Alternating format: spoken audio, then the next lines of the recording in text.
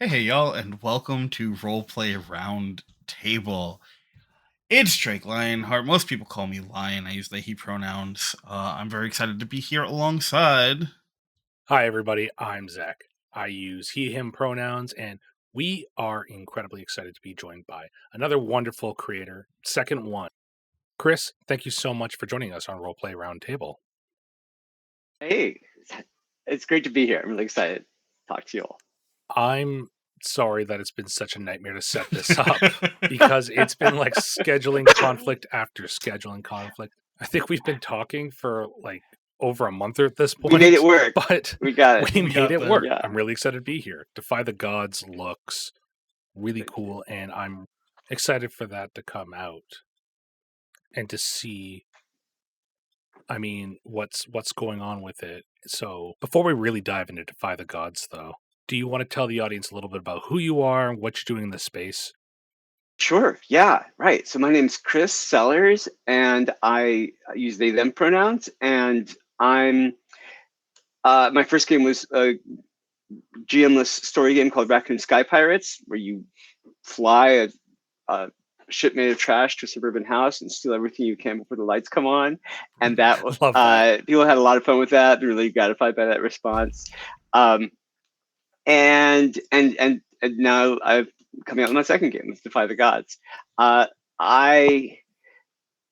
just in a space where I want to make as much fun and joy for other people as I can. So I'm setting about doing that. Heck yeah. I think that's where you get the best stuff from anyway, right? Like when you come into the space and you're like, hey, I just want to find cool ways to have fun telling these just awesome stories is where you really get that. I yo, yeah. I was going to say I also love the whiplash difference between Raccoon Sky Pirates and Defy the Gods. It is such like a, all right, I had my fun, let's get serious. yeah, they're pretty different. They came from different places for sure. Yeah. So if you don't mind us asking, though, how'd you get involved in the space? What got you creative? Oh my God. I've been playing role-playing games since I got the Monster Manual first edition AD&D when I was 12. Oh, and and it fell out of it after my friends and I never quite got it to click because we were like 14 or whatever, and got back into role-playing games in college with a little Call of Cthulhu. And at the time, my older brother Mike was working on a role-playing game, and this was in the 80s, and it was kind of what we would now call a fantasy heartbreaker, and he just spooled it out for me and my brother, and I have a twin brother, and it was like wonder. It was like he was opening a magic box, and he went on to work a long career in video games, and then become a professor of practice teaching about game design, and wrote a book on game systems. And so he showed me that it can be done. I mean, a different trajectory than I'm taking, but like he showed it could be done. So I had been GMing more, and there's my dog. Buddy, he's gonna be chiming in. I've been going to cons and really loving the kind of the con games. There's like speed dating for role-playing games, and then I started wanting to have more control over the stories, and so I started GMing more, and I started writing adventures, and I kind of wanted to get more and more closer to the heart of it.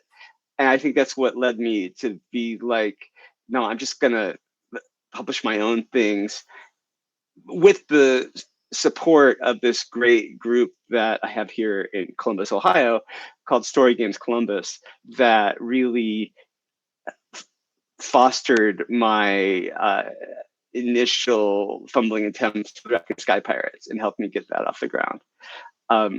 So it was really like just wanting to get closer and closer to that meaty core of role-playing games, whatever that is. Yeah. Love that. That's so cool. Also, I hope it's okay. I'm 100% stealing speed dating of TTRPGs because I love So that. That's such a good line. You It's bet. perfect. It's just perfect. Yeah. I'm awkward in a lot of social situations, but you sit me down at a an 8-seat round at a convention, and I'm good. I will roll with whatever else happens to that table within Such a limits. vibe. I find it odd because I feel like I think that a lot, like a lot of us are socially anxious, Mhm. but you like pretend to be a wizard and you got that stick and you're going hard. Like, Yeah, totally, totally. Yeah, Well, yeah. it's one of those things I really love because it harkens back to something that is so pure as like a child, where that's also very true a lot of the time. Where like as a kid, generally you're kind of like awkward socially, but the moment you're sitting down and playing pretend, right? Like you said, you're that Yeah. wizard. You pick up the stick, and then Mhm. everything changes, and it's just like Yeah. that's where the focus is, and it's almost like you're so like focused, you're so invested in that you just completely forget about the rest. absolutely, Yeah. Yeah, it's true. D&D, it doesn't have the social mechanics or the story game stuff that I've grown to really like. But what it does do is it gets you thinking about so many tactical rules that you forget to be self-conscious about playing your wizard. And so my hat's off to it for that. I don't think it's exactly an intentional design decision, but it works. Um, yeah. I yeah. I agree. There's like a lot going on with D&D, but like that could be its own episode. Actually, maybe Yeah. let's put a pin in that for now. Yeah. But we're not here to talk about Dungeons and Yep. Dragons or Wizards of the Coast or whatever they're doing. We're here to talk about our piece de resistance, and that is Defy the Gods. Do you want to give us the elevator pitch on what Defy the Gods is? Yeah. Defy the Gods is uh, a queer sword and sorcery adventure romance set in fantasy ancient Mesopotamia. That's my one sentence. That's it's a game where you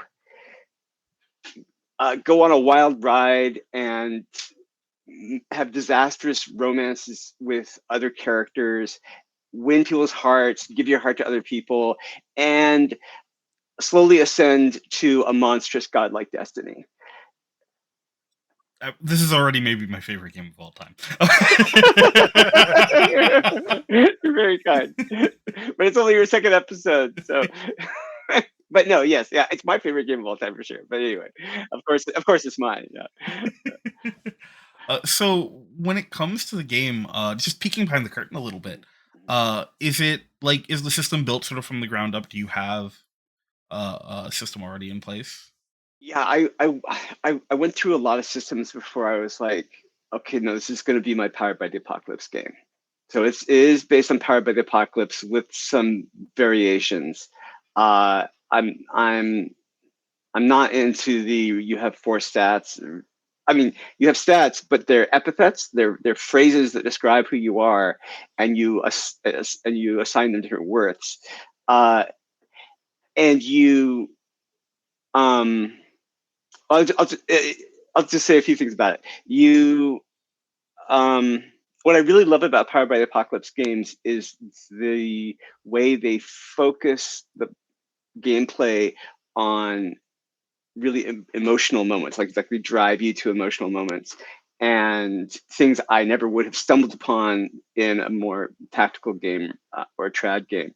Um, so I wasn't really wedded to Powered by the Apocalypse for its own sake, um, but I, I I realized I couldn't um, just make that out of whole cloth. That kind of gameplay where the themes of each character are all working together and kind of pointing at each other. And so I had to make one and to sort of help me figure out how that actually happens. And it's been really illuminating to do that. It's Powered by the Apocalypse, where you still have 3 result bands, but you can roll 2 high. Apocalypse Keys does this. I lifted it totally from Apocalypse Keys, which got it from Liberté. But you can miss, you can succeed, and you can succeed too much and get a monstrous success. And that turned out to be a really good fit with Sword and Sorcery, where shit just goes off the rails. Oh, are we swearing? Yeah. Whatever you are most comfortable with, we're here for. Okay, great. I hope we're swearing, because I opened up my conversation with you by just whipping out that F-bomb out there. So like, right. You totally did. I hope we're like okay with that, because yeah, right.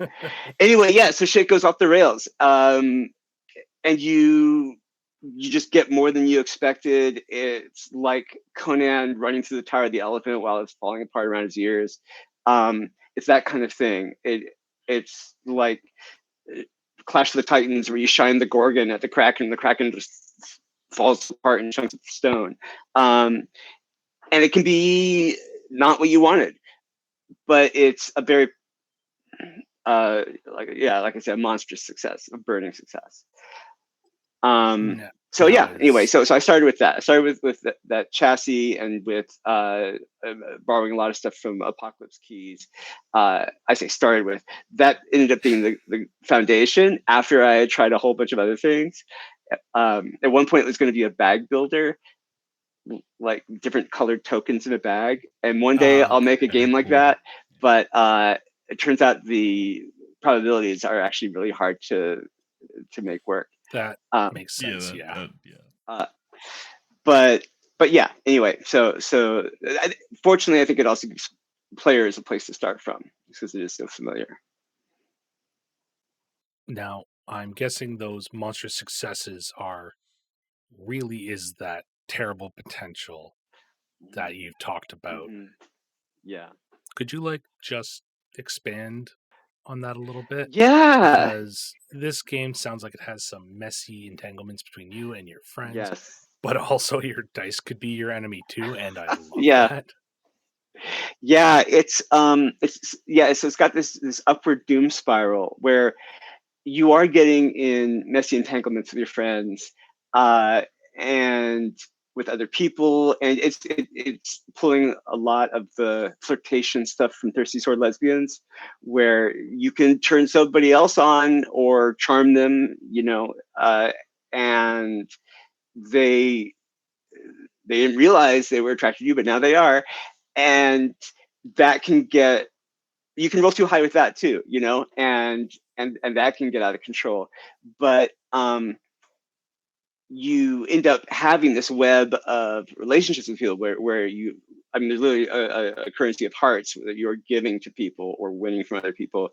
And when you do these other moves, your moves in general, and you roll too high, just like when you miss, if somebody has a heart of yours, they can spend it to pull you back, to pull you back into the sweet spot, and kind of pull you back from the brink, and remind you of your humanity, basically. Because every time you roll too high, it's powerful, and it's sort of superhuman in a fantasy way.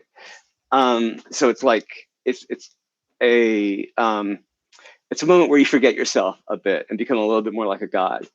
And the more often you do that, the more you increment a track called your fire track, and that represents your immortal pride blazing up. And when you max that out, or when the story otherwise demands it, you trigger this climactic move called Defy the Gods, where you basically have humiliated a world force, a god, a city ruler, or one of the other inimical powers of the world, giant creatures, death, shadow of Atlantis.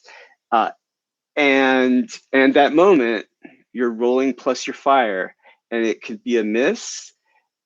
It could be where you get smote for your hubris. It could be a perfect success where you stand with your friends and face down the powers and carve out a little space for yourselves as human beings. Or it can be a burning success, the monster success, and then you spurn your friends and rise up for a moment to be a world force just like whoever you're facing down. And then you come back to your humanity, but you have become a little bit more monstrous in that moment.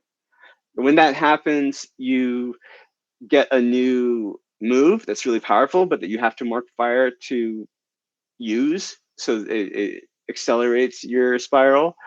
And you overwrite one of your epithets. Those phrases that describe who you are, one of them changes, and who you are changes. And when you've overwritten all your epithets with dooms, these new darker epithets, then you're done. You're not dead, but you're not a player character anymore. And you slide that character sheet over to the GM, and they become a new antagonist, a new world force that you're fighting against. That's so cool. So like I like every character has a sort of King Conan arc, but because you're not a Mary Sue character like Conan, it's not a good arc. You know, it's you at your most powerful, but it's not you at your best. Chris, I don't think I've ever heard anybody refer to Conan. I'm here as a for Mary it. Sue. I'm so Yeah, I here guess for you're it. right. I'll just take pot shots at like the greatest writer in sword and sorcery fiction. Sure, you know. That's okay. Listen, if people want to throw hands, we're here. It's fine. I'll co-sign this one. We're here for it. I agree. I can't. I don't like that I have to agree right now. But I do. I will say I think it's really cool how you set that up. I really love how mechanically you've made passion into such an important part of the game. I think that's so cool. Speaking more towards like game mechanics and characterization, can you give us an idea of like what playbooks look like in Defy the Gods? Like which ones there are, or what they are, how they work, they differ, moves, all that stuff. Sure. Because I know that like Powered by the Apocalypse, for folks who may not be familiar with it, characterization really comes down to playbooks in that defines how you do, and you have these epithets here that define your character. So yeah, such it's a cool great. idea. And like the different playbooks are so unique and interesting. I just want to cough for a second. I just want to know how the epithets interact with different playbooks and player options. Yeah, sure. Well, okay. So just pull me back if I get too into the weeds here. The playbooks, like playbooks, unlike character classes, you know, they have a whole sort of suite of special moves that you do, and they sort of have a character arc baked into them, or a few different character arcs that you might eventually follow based on the choices you make.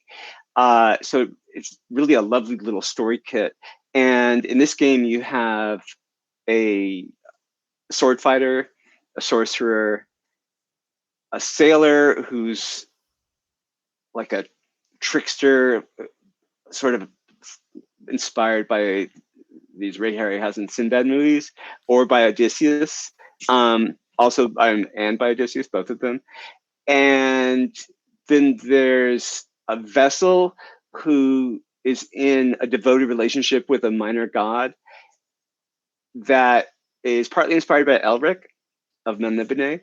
And then there's a wolfling, a human being raised by animals, inspired by Princess Mononoke, and the Revenant, the last one I wrote, who is a person who died and has escaped the underworld and come back to live again as a new person, figuring out who that is. So each of these touches on different themes in sword and sorcery stories, and each of them also touches on different themes from queer life, because it turns out that there's a lot of overlap. There's a lot in queer life that, at least to me, feels very sword and sorcery. So the each playbook starts out with 3 epithets, and I got the word epithet from the Iliad, where everybody's swift-footed Achilles or whatever. They've got some little phrase or a series of phrases that describe them. And you start out with 3. There's a whole bunch that are suggested for each playbook, so that you might be, as the sorcerer, so-and-so the sorcerer, comma, who loves chaos's endless possibilities, or who wastes no time on fools. And they can be really whatever you want. I mean, like I said, there's a bunch of suggestions, and then there's rules for making up your own, making ones that will work in the game, because they have to be active and they have to be something that can be sort of double-sided. And you just assign each of them a worth, +0, +1, or +2. When you roll, you pick an epithet, and then you roll 2d6 and add the worth of the epithet. With your 2d6, you could get a 7 or less, which is the miss, an 8 to 10, which is the glowing success, or the 11 or more, which is a burning success. So with a +0 epithet, you're more likely than anything to roll a miss. And with a +2, you're starting to get more likely to roll a burning success. And when you overwrite those epithets with dooms, the dooms start at +3 and go up from there. So it becomes very likely that you're going to roll more burning successes. Most of the time when you roll a burning success, you have to mark fire. Anytime you use that doom move that you got from Defy the Gods, you have to mark fire, maybe twice. So it sort of accelerates your spiral upward to the heavens and away from your friends. Anyway, I hope that helps. Yeah, I didn't realize that it starts at a +3 on the dooms do. Yeah. Dooms, yeah. So that really kind of I love that for the self-destructive tendency kind of stuff. It's such a good mechanical thing. And I was sitting there while you were talking, trying to figure out dice stuff when you were like, 7 below, because most Powered by the Apocalypse, 7 is your standard success. It's one of the most common rolls, but that makes sense now, because I mean, we could talk about game balancing all day, but that's that's definitely going to be something that comes up a lot more frequently once you start burning yourself at both ends. Yeah, basically, totally. Like if you're developing a role-playing game. Yeah. Don't burn yourself at both ends, please, Chris. No. I'm kidding. I'm so far from burnout. But yeah. So it is this thing where the result bands are shifted up by 1, and you do start to get more and more likely to roll those burning successes. Okay. Here's what I think is my favorite thing about Defy the Gods that I have seen, read, and heard about so far. And that starts right at the beginning, specifically building up the world scene, and how players can actively be their worst enemy. Yeah. Where'd that come from? Can you tell us a little bit about that? Because that is such a cool concept. Thanks. Well, I'll start by describing it. There is at the beginning world building where not only do you make your characters, but there's worksheets for building a pantheon of gods that's unique to your game, and building out the city state that you live in, this independent city state like Athens or Uruk, and building out the other world forces with the magic of pick lists, which are just fantastic. And then you have these antagonistic forces that are already breathing down your neck right from the get-go, right when you start. And then you play an arc. Maybe you even start, actually, the advice in the game is to start out with a world scene where you've made your characters, you're imagining the characters already, but then you play a brief interlude scene where you decide you're going to play the representatives of one of these world forces. Gods in the pantheon, city rulers, beasts out in the wilds, shades of dead souls in the underworld, one of these groups, and that you're going to briefly take on their role to answer a question. And the GM will decide when you've answered it and will say, okay, scene, But you get to signal to the GM where you want the story to go, what kinds of problems you want to face. And I got this idea from the Unseen in The Between and in Through the Void by +1 EXP, where The Between by Jason Cordova. And it's not quite an Unseen, where the Unseen is like explicitly has nothing to do with what is going on in the players' scenes, but it turned out to work really well. I was worried at first it would deflate dramatic tension, but it actually works really well, especially because the scene is often more elusive and not explicit about what's going to happen. Excuse me one sec. Excuse me. We've all been there. It's okay. I'm getting over something too. That was me, episode 1. Oh my gosh, yeah. It was rough. So you so it tends to sort of gesture in the direction of where things are going to go, but the GM then takes that ball and runs with it, and they built it out into something big. But they're not working from nothing. And it has never deflated the tension. It has always caused delicious trouble for the PCs, but it does also really set up a collaborative environment between the GM and the players. And then you play your adventure, and then at the end of that adventure, you play another world scene. In the interlude, when the adventurers are all taking a break or going their separate ways for a little bit and the time scale zooms out, then you play another adventure, another world scene. And it could be a totally different set of world forces. It's worked out really well. People have fun with it. Lion knows how much I love stuff like this. I believe I have said directly to them that the only, like, no GM will ever be quite as cruel to a character as that character's player. And this is just like so tasty for me. Just like, yes, please. The game wants you to hurt yourself. Yes. It's like those games, those horror games where you're asked, okay, what is your character most afraid will happen right now? It's kind of like, it's got that energy. It really helps just fuck things up. It's been great. So I would like to almost sort of double back a little bit to something that you had mentioned previously, and something that I'm always really fascinated about, because when I sit and I'm like trying to write stuff, I know that it comes out the same way. So you describe the game very clearly as a queer sword and sorcery game. There's very obviously a lot of queer passion in this game, which is so beautiful.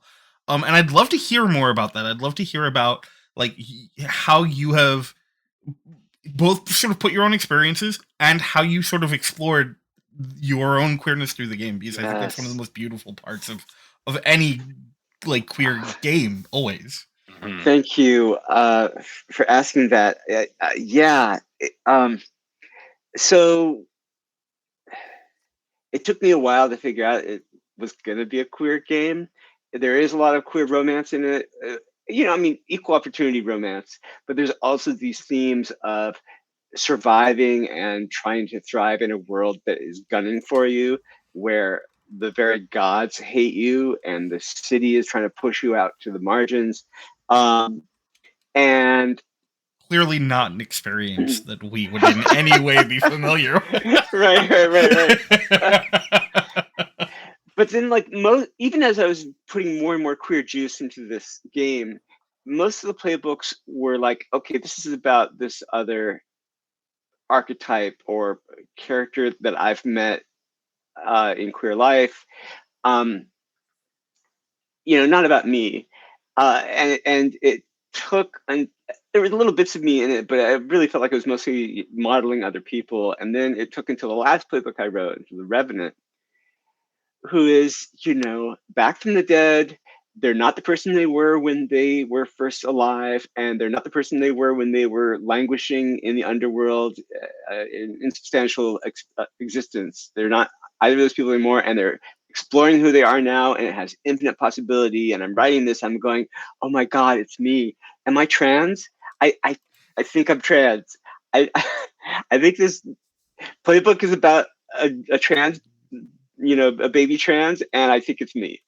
Uh, and it was wonderful. You never like to feel called out in your own writing, uh, but it was really wonderful. And so this game has been both cause and effect of my queer journey.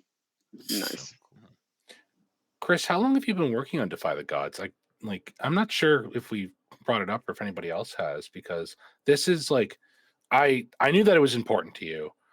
Hearing that about the Revenant, though, that is like, I mean, I'm super happy for you. That's great. Thank you. But this is obviously like something that will forever, no matter how this game goes, how it launches, and the reception, this will always hold a special place to you. How long have you been working on it, though? I think it's been 4 years. Okay. There were fits and starts before then, but that sounds about right. 2021. Yeah, it's been a wild ride making it, and I want people to have a wild ride playing it too. But yes, it will always be very special to me. It's a very personal game. It's a kind that I want to make everybody else's, but the process has been, just transformative, and I can't, like you say, it will always be very special. How's reception been? Because I know that there was a playthrough on Happy Jacks, Yeah. and I've heard very good things about that. So what was that like getting to see? Getting to see people seeing it. Yeah, it's been wonderful. It's been really, really gratifying. It's gotten exactly the excitement I was hoping it would, and so I'm just really psyched for that, for seeing what other people make of it and do with it.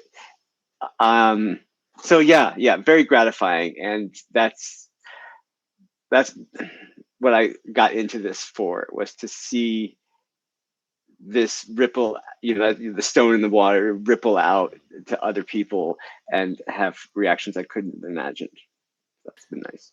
Well, as storytellers and creators, like the ultimate thing that we can do, if you ask me, whether this is like running a podcast, creating a game, writing a book, is to have somebody else interact with something we've created and take something away from it.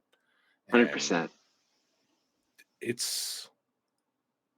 It can be one of the most reassuring things ever, just to know that you've left a mark. Oh yeah. Okay, I have to get personal. That's what we're here for. So my brother Mike, who was a game designer, worked in video games, was a professor of game design and wrote a book on it. He passed away in 2022, and I was like sitting there I'd made Raccoon Sky Pirates, but I was sort of sitting there working my day job, or failing to work my day job, staring at this photo of him on the wall and going like, I have to make something. I have to add to the cultural conversation, or else what the fuck am I doing here? So I think about him a lot when I see this going out and see people picking it up. It's just like, anyway, yeah, that's also been a very big part of this whole journey. I mean, he was only 10 years older than me, and it's like, oh shit, how long do I have? I mean, he got felled early, definitely, no question, by brain cancer. But it's like, Oh, and that thing moves so fast. And so from when he was starting to notice memory lapses to when it took him down was like a little over a year, 14 months. And it's just, oh my, and there was nothing.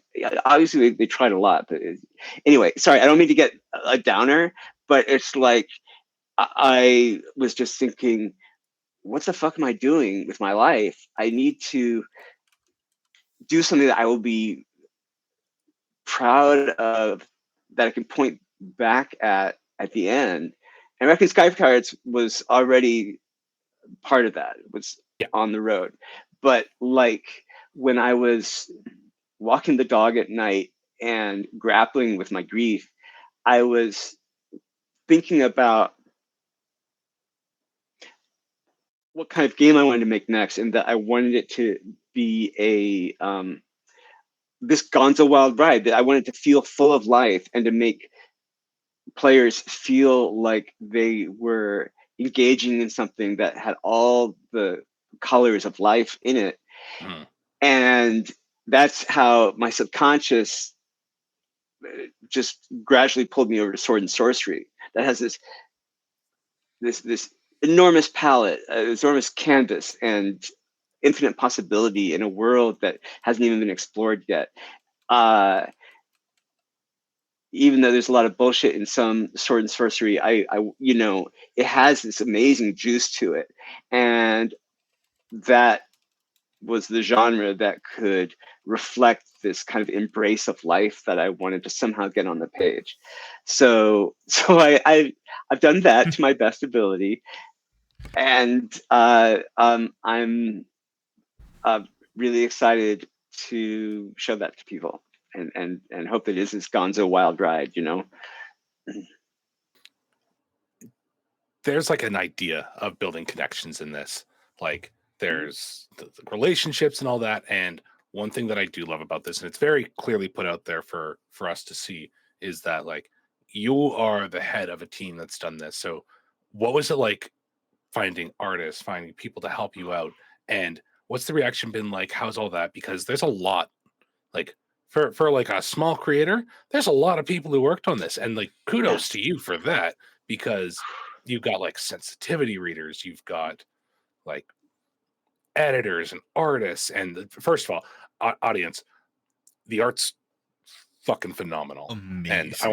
want to dig into that after, because we haven't even talked about what the genre and the aesthetic is, really. But like, what's it like to establish a team, build up people, and work together? It is amazing. You find people that you really admire and whose work you admire, and then you just put yourself in their hands. The people I've gotten to work with are amazing. Design advice from Avery Alder and Ray Najati. Ray made Apocalypse Keys that a lot of the mechanics are patterned after. Lila Fujiwara is developmental editor. Amazing sensitivity readers, amazing artists. Artists I just can't believe I got to work with. So it's been a long, complicated process. It's been a lot of asking artists if their commissions were open and then backing off when they weren't. I didn't figure that out right away. But also, just you get lucky sometimes with the people who are available when you are, who are hanging their shingle out for any one of these services. But it does take a lot to make a game of the scope, and I am so grateful for the effect that they had on my design, on my life, and most of all on the book. So, there's some things that were more my strengths and some things that were not. I working on the developmental editing, or getting the feedback from developmental editors, was very hard for me. Lila had to work very hard to keep me focused. My creativity comes out of a wellspring called ADHD, and like the all these different directions I was going in, and Lila was like, no, you need to focus on these things. I got very systematic about it, while also being someone who's deeply familiar with the core process of game design. Working with artists has been a lot more in my wheelhouse. I was a studio art major, and I have learned iteratively over this process some things about talking to artists and being open to what they offer, what amazing creativity and talent and skill they have, while having a clearer and clearer vision of what I want the stuff to be like, what I want the game to be represented as visually. And actually, the best thing for that has just been to be clear, to know what I want before I hit send on the email, and to just try to be as clear as possible about it. Like, artists have generally all been really cool about working toward a vision. They just want to know what that vision is.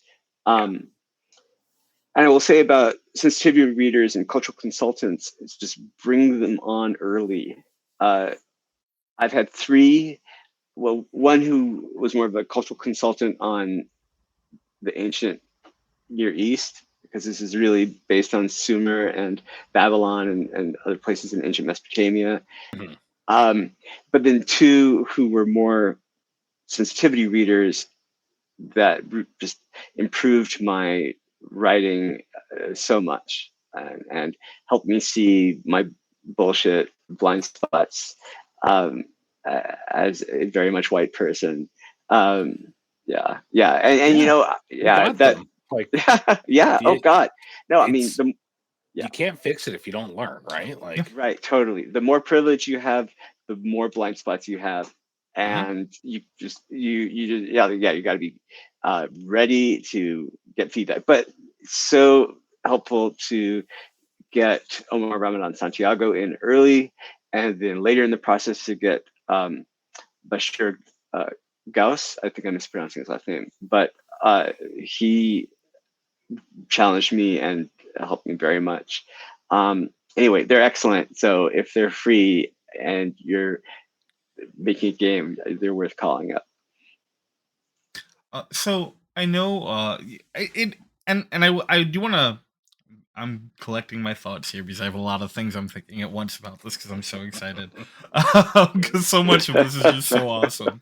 It's really cool.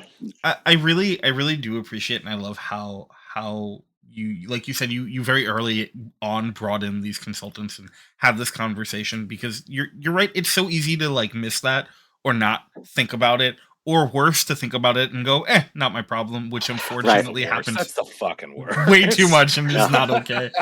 But what I'm curious about is so for like the setting, I know you've pulled, obviously, like you said, a lot of inspiration from a lot of different places. What brought you to like ancient Mesopotamia and similar sort of concepts for the setting? Yeah, I was really getting bored with the fantasy Western medieval Europe.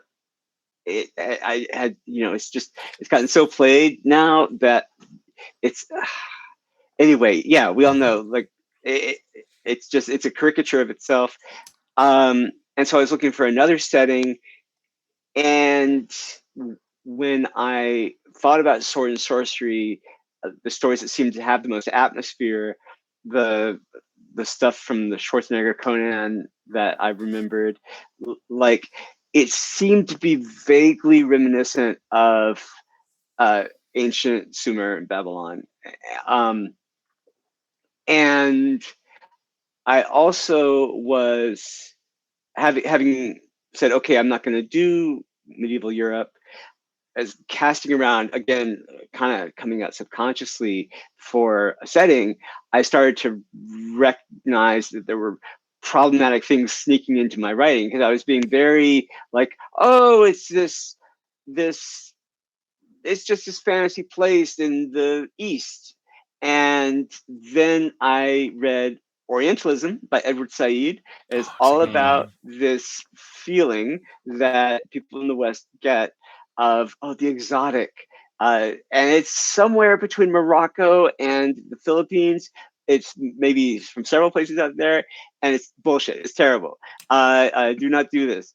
So part of what helped me avoid kind of cliches that are really just also played was to get specific about the setting, and so it's not a history lesson. It's like fantasy ancient Mesopotamia, the way D&D or Warhammer is fantasy Western Europe in the Middle Ages. So it's because I started with like, okay, I'm inspired by Clash of the Titans. I'm inspired by Conan. Where are those drawing me to? And and then it was like, oh God, I'm recreating Richard Francis Burton or whatever. So getting specific about the setting helped me avoid that a bit. And there's a lot that I'm still inventing, but every time it came down to, okay, what's the material culture like in this situation? What's the, I don't know, political organization like in broad strokes? Like, I had that reference point, and that just really helped a lot. So for like budding creatives out there who are interested in creating games and taking from the things that they find fascinating, um how did you go about first approaching the like consultants and the other people that you brought onto the team? Like I know you talked about how with the artists there was a lot of like finding those opening commissions and learning when to not like be poking for it because understandably it gets exciting. Yeah. But so what was that process like for you in reaching out and like having these conversations initially? I mean, early on it was Twitter, when it was still Twitter, but just sliding into people's DMs. Again, if they didn't respond, I just did not. Eventually, I figured out to not message them again because their commissions are closed or they've got work. But I was looking for people. With the artists, it's easy to see if you admire their work. It's right. It's out there. With developmental editors, with the first sensitivity reader I found with Omar, excuse me, he was recommended by James Mendes Hodes, who is a great resource for sensitivity readers. I don't remember how I found Lila. I was looking for a developmental editor. I knew I needed help getting the game to be more coherent. And somebody told me that she was available, that she was doing that kind of work. So you got to network. You got to talk to your friends and talk to people who've already made a game about the size and scope of the game you want to make, and see who they talked to, and just keep trying. Knock on doors, virtually speaking. I don't know if that answers your question. No, I think it's a great answer. I mean, that's how I got anywhere in this space, right? I only ever have ended up anywhere that I am because I went out and was like, hey, I'm just gonna slide into your DMs real quick and be like, hey, can we do a thing? Could you point me in the direction of a thing? Yeah. let's chat. And when it's a community space like some Discord servers, I do try to give also and not just be a pest. But yeah, it's hard. It's hard. But everybody knows what it's like because we're all trying to make games. Most of us, a lot of people in this space have a game they're trying to make. So they know. As Drake has said in the past, we all share the $20 and just pass it around. The same $20 just passing around the community. I've made peace with that. It's like if that's the starting point, that's great. Maybe that can be my launch pad to something else. I've made peace with the fact that we're all passing the same $20 around. That's the secret with Kickstarter, right? Is how many times can that $20 be passed through the system? Yeah, right. Totally. Speaking of Kickstarter, this may or may not be out right before or right after that. But what does Kickstarter look like for you? What does backing look like? When does it start? And do you know when it ends? Because it's coming up. It's coming up. Starts April 29th, which I believe means it ends May 29th. 30 days later, starting at noon, ending at noon, is my plan. And I'm putting together the pledge tiers. There's the hardback book. There's a special cover hardback book. There's dice and enamel pins that I'm having made. The tariffs have thrown a lot of that into confusion. Yeah. So far, the books are exempted, but that may be different by the time this airs. The dice that I want to get made are the full set would be 2 of these dice in sort of a clay red with cuneiform numbers. That looks so cool. And let's see if I can. And then great. 3. Thanks, I'm really happy with them. They'll be matte like clay, and then 3 dice that are lapis lazuli blue with gold numbers sort of breaking through, and those are the sorcery dice. Oh, that's so cool. Most people roll just 2 dice and add a stat, add the epithet's worth, but the sorcerer rolls a bunch of dice, as many as they can, and looks for patterns in them. And whatever patterns they find, if that's a spell they have, they can cast that spell. And if they don't find a pattern, the spell blows back on them with chaos. So I wanted to have special sorcery dice. So that might be my favorite mechanic of all time. That's so cool. Cool idea. Oh, we missed that. Write it down, Drake. Follow-ups.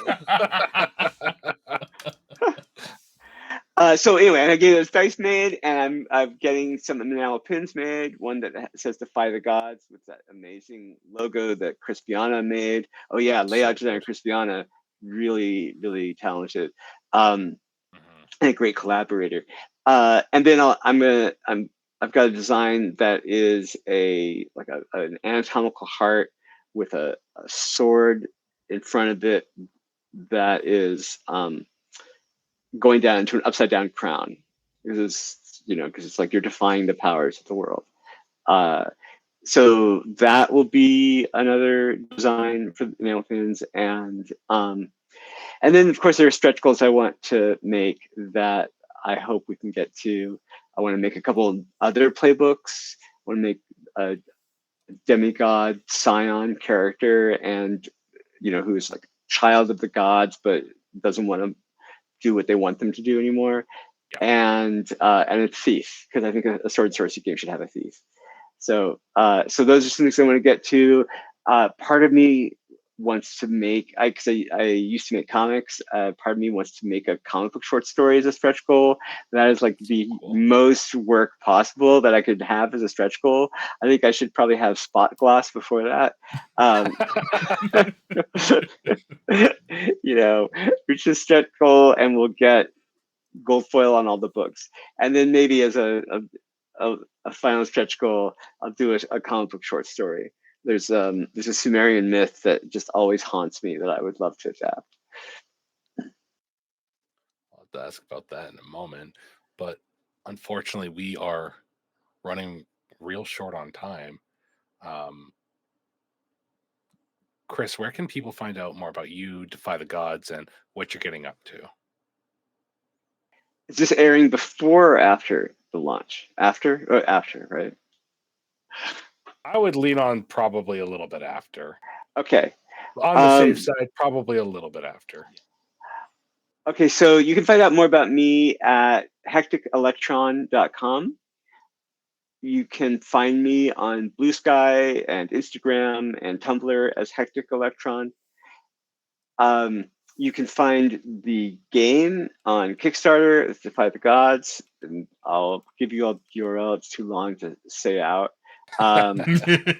You'll be able to find it in the about section on everywhere that we'll have everything listed for you. Don't you worry. Yeah. Kickstarter.com, projects, Hectic Electron, Defy the Gods. You'll find it. And I think that's everything. I think that's all of me. Reach Awesome. out. I love hearing from people, and I love writing back. Oh, and I've got a newsletter that you can find out about at hecticelectron.com also, called the Everlasting Never Ending Game Night, which is just meant to be good vibes about playing these games. Got a husky. And I've got a husky named Udo, yes, who's 15 and a half and still going. Yeah. I'm so sorry. I thought I was going to be able to mute in time.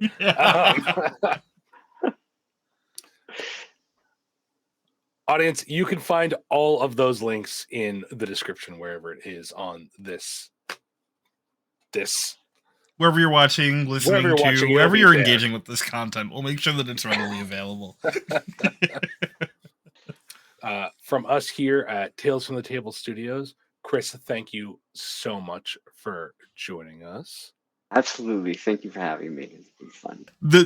Thank you so much. This was a great conversation. And we'll be back soon, hopefully with another fantastic episode of Roleplay Roundtable. Awesome. Audience, thank you for listening. And remember, always tell your tales. We'll see you later. Bye.